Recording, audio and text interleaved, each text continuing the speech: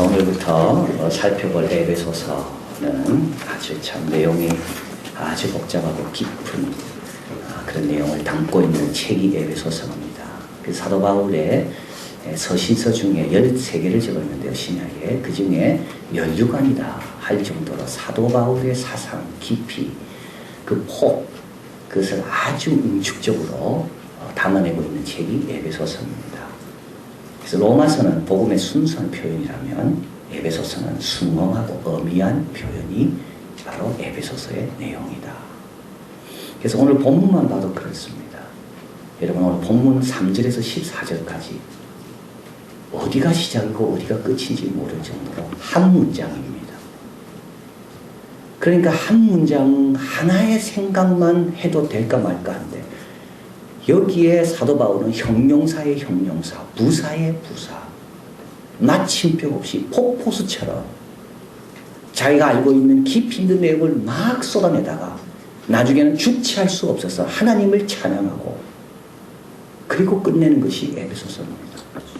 오늘 본문만 봐도 여기에 은혜만 해도 얼마나 은혜의 표현이 다양한지, 은혜의 영광, 은혜의 풍성함, 은혜와 평강, 하나님이 예정하신, 하나님이 택하신 구속, 인치심, 보증. 여러분, 이 14구절 안에 얼마나 많은 내용들이 들어있는지 모릅니다. 그래서 우리가 이 구절 읽어도 이게 무슨 내용인지 참 이해하기 어렵습니다. 그런데 이 서신을 누구에게 썼는가 하면 에베소에 있는 성도들에게 썼습니다. 평범한 사람들이에요. 학자가 아니고 신학자가 아니고 교사들이 아니에요. 아주 평범한 사람들이에요. 제가 에베소서를 상파울로에 가서 우리 집사님들 같이 나누고 새벽에 이 말씀을 나누고 또 설교를 준비하면서 제가 이해가 안 되는 게 이거였습니다. 아니, 이런 내용을 2000년 전에 에베소 사람들이 이해를 했을까? 사도 바울이 에베소서를 감옥에서 적었습니다. 감옥에서 어떻게 이런 내용을 적을 수가 있고, 또 더 놀라운 것은 이런 것들을 평범한 여성과 아내와 종과 상정과 이런 직장인들이 이걸 읽고 이해를 했을까? 근데 하나님 말씀의 해석의 열쇠는 오늘 본문에 나와 있습니다. 1절에 보니까 성도들과 그리스도 예수의 안에 신실한 자들, 믿음 있는 사람이 우선 돼야 되고요. 그 믿음 따라 살고 싶은 신실한 자들이 되면 이 말씀이 깨달아진다는 겁니다. 하나님 말씀의 해석의 열쇠는요, 지식에 있지 않습니다. 하나님 말씀의 해석의 열쇠는 내가 그 말씀대로 살고 싶으냐 않느냐, 나의 신실함에 있습니다. 신실한 사람은 하나님 말씀이 이해되지 않으면 주야로 묵상합니다. 왜냐하면 그 말씀대로 살고 싶으니까. 그때 하나님께서 가만히 계실까요? 가르쳐 주시는 겁니다. 여러분, 말씀이 잘 안 들리죠? 왜 그럴까요? 내가 정말 이 말씀을 내가 놓치지 말아야 되겠다, 이 말씀이 내 가정을 살리는 말씀이다라는 그런 자세가 있는가? 예수님 가르치셨습니다. 근데 바리새인과 서기관들 얼마나 똑똑한 사람들이 교육 많이 받았어요. 근데 하나도 귀에 들어오지 않아요.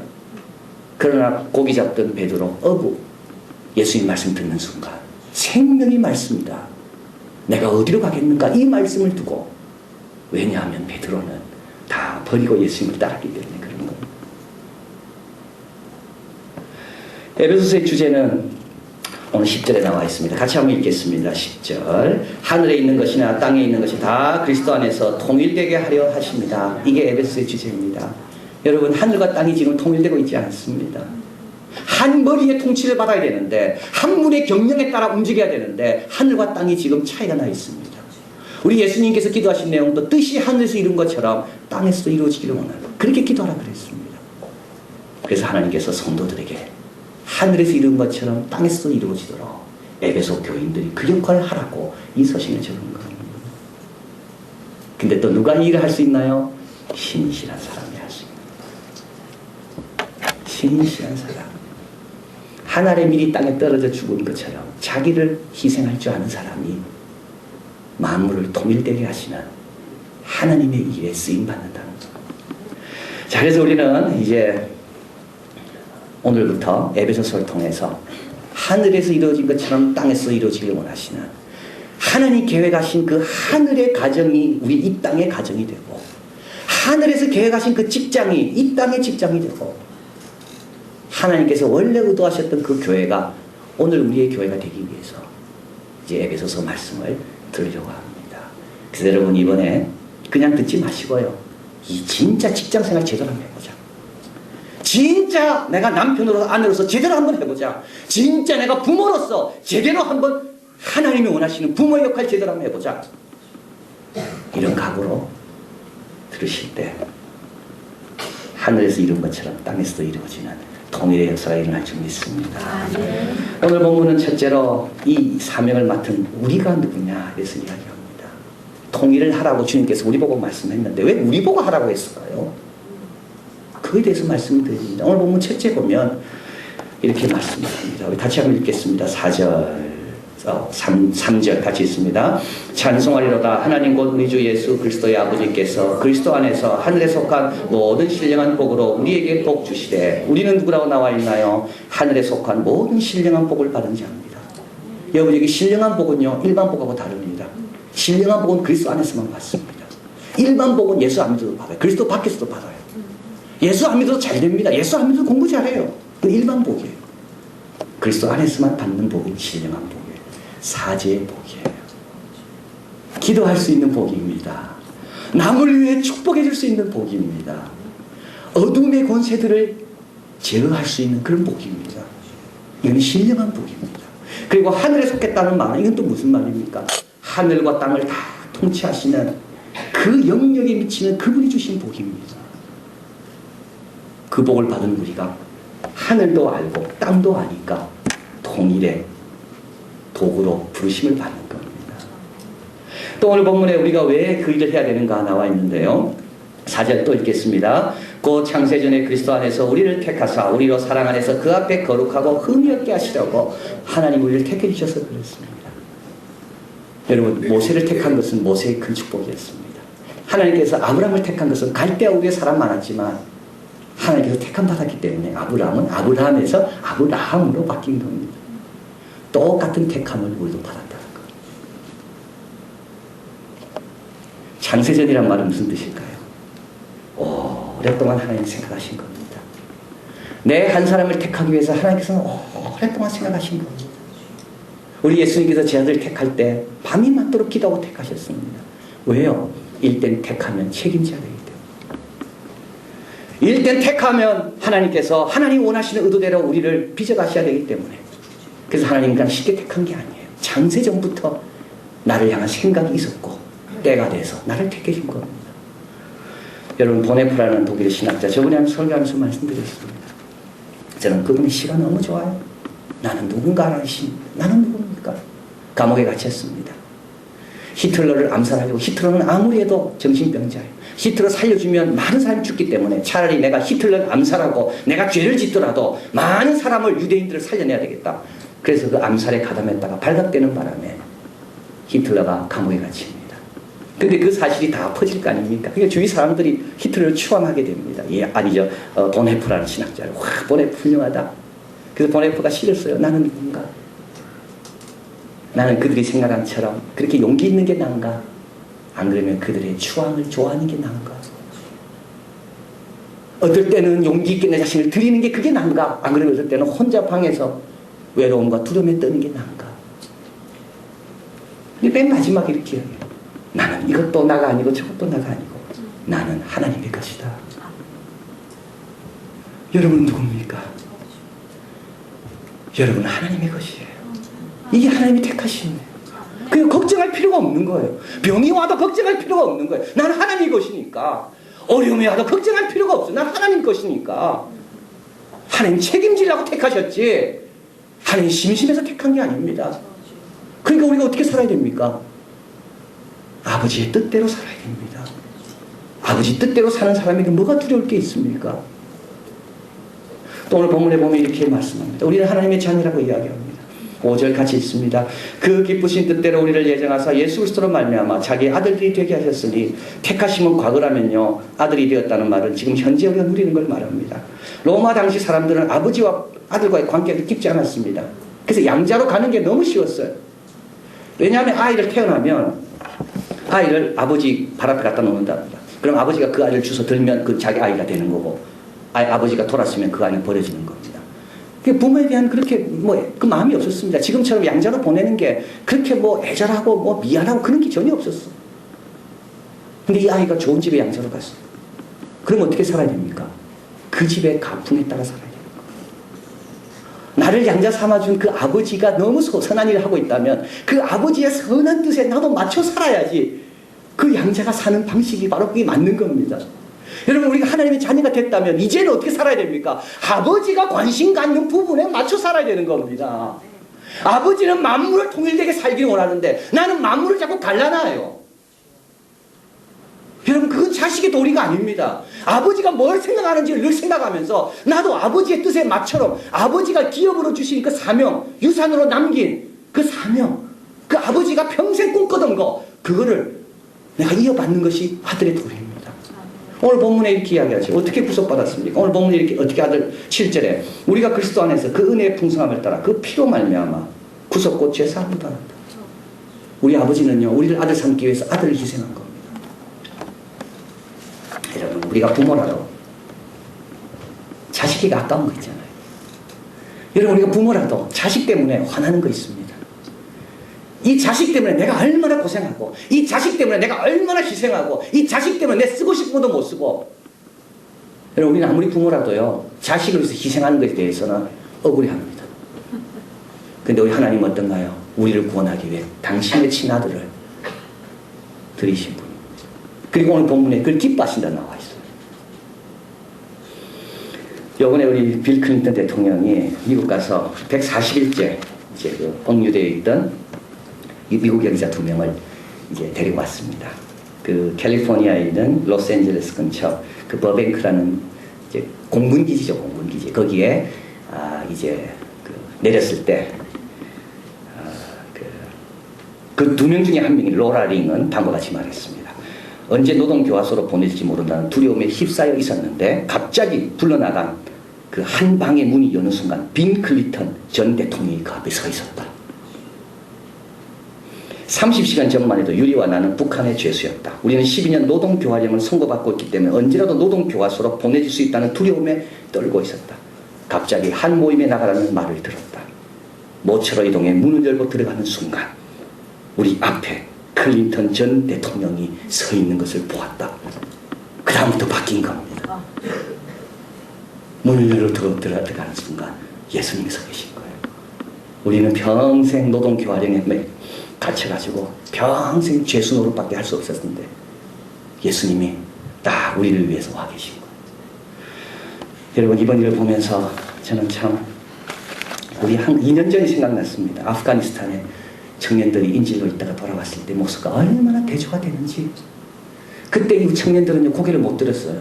왜 못 들은지 난 이해가 안 돼요. 우리 국민들이 너무 힘들게 한 겁니다. 근데 이 2 기자는 가족 품에 안기고 행복해하고 감사해하고. 저는 그걸 보면서 우리 국민은 너무 잔인하다. 우리 대한민국 국민들은 너무 잔인하다. 자기 잘못도 아니고 선한 일을 하러 갔다가 텔레반에 납치된 그 청년들을 그렇게 매도하고. 여러분, 미국은 제가 요번에 다시 봤습니다. 아무도 그 2 여기자를 향해서 왜 국력을 낭비하고 나라를 어렵게 만들었는가. 오히려 가족으로 돌아온 걸 기뻐하더라고요. 이게 은혜입니다. 하나님은 우리를 그렇게 보신다는 겁니다. 돌아온 당자가 왔을 때 네가 왜 내 재산을 그러지 않았습니다. 아무 묻지 않고 돌아온 것만 기뻐하십니다. 여러분, 그러니까 자녀된 거예요, 우리가. 그러면 아버지 뜻 좀 생각해야지요. 아버지의 마음이 어딨는지 좀 생각해야죠. 그래서 우리가 자녀이기 때문에 만물을 충만케 하는 일을 해야 되는 겁니다. 마지막으로 또 한 가지가 있는데 오늘 본문에 나와 있습니다. 오늘 본문에 가보겠습니다. 8절 같이 있습니다. 이는 그가 모든 지혜와 총명을 우리에게 넘치게 하사 그 뜻의 비밀을 우리에게 알리셨으니 하나님은 우리를 구속하고 택하시고 신령한 복을 주실 뿐만 아니라 우리가 구체적으로 일을 할 수 있도록 지혜와 총명을 주십니다. 여러분, 지혜와 총명은 다릅니다. 지혜는 영원한 것에 대한 지식입니다. 죽고 사는 것에 대한 지식입니다. 그게 지혜입니다. 총명은요, 실질적인 문제를 풀어가는 게 총명입니다. 노아가 방주를 짓습니다. 해가 쨍쨍해도 하나님께서 홍수가 날 거라 말씀하셨기 때문에 이거는 뭐죠? 이거는 지혜입니다. 그러나 방주는 구체적으로 지어야 되잖아요. 이거는 총명인 겁니다. 그래서 하나님께서 우리에게 일을 맡길 때 그냥 맡기지 않습니다. 지혜도 주시고 이 일의 가치, 의미, 목적, 열정도 주시고 이 일을 구체적으로 할 수 있는 총명도 주신다.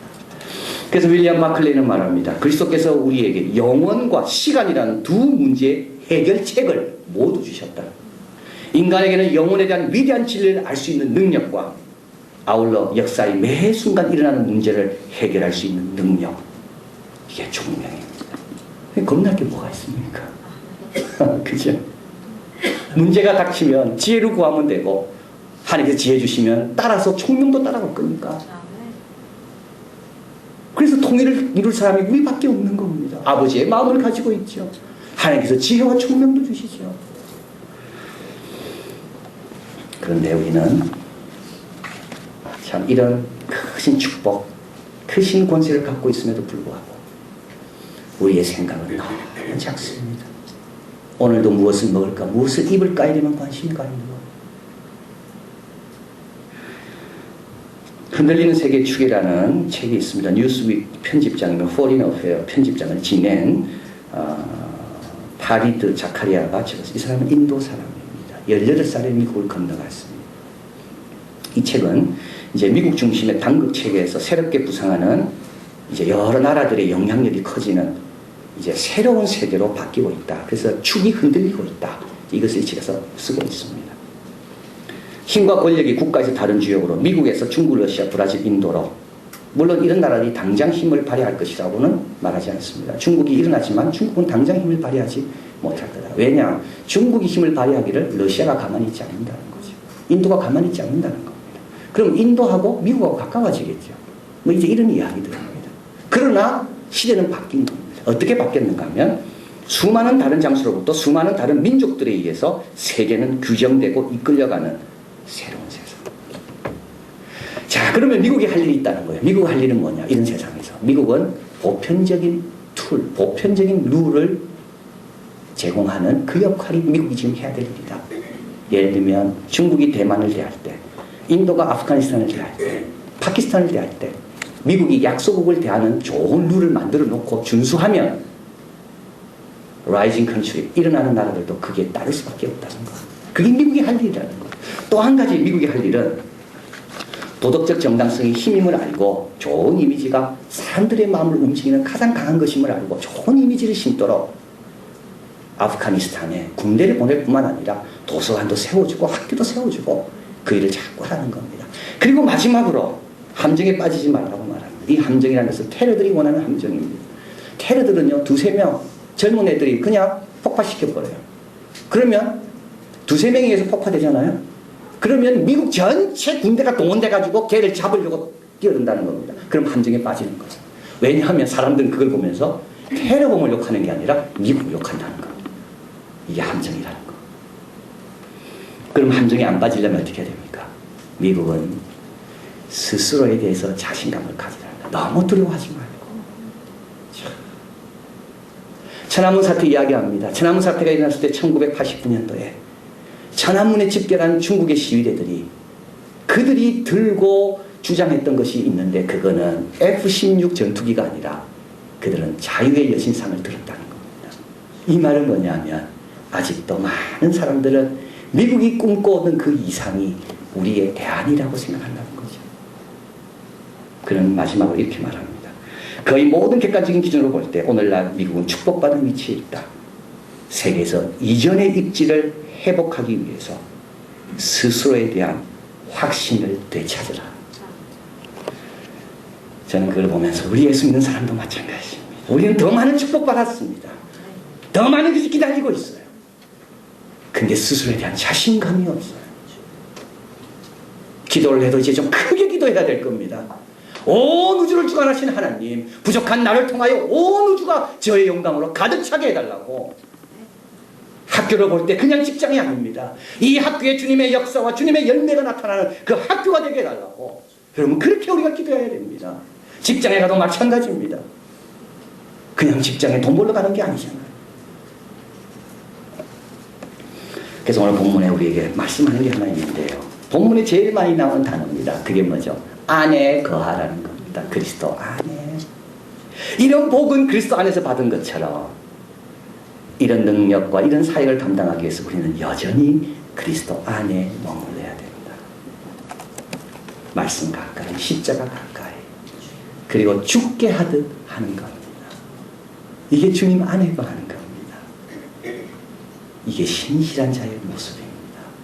앞으로 말씀을 듣는 가운데 직장과 가정과 교회와 사회에 충만케 하시는 하나님의 열매를 맺는 우리가 되기를 진심으로 바랍니다. 기도하겠습니다.